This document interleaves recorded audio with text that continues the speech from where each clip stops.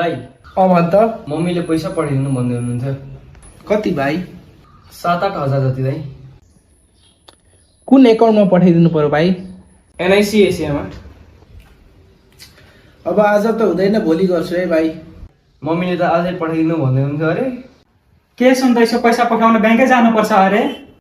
अरू कुनै उपाय छ र? छ नि, किन नहुनु? के छ र? फोन पे छँदैछ नि। एकाउन्ट नम्बर देऊ न त, अनि हेर कसरी पठाउने भनेर। सबभन्दा पहिले मोबाइल ब्याङ्किङमा लगइन गर्नुपर्ने हुन्छ। त्यसपछि सेन्ड मनी भन्ने एउटा आइकन देखिन्छ, त्यसमा क्लिक गर्नुपर्ने हुन्छ।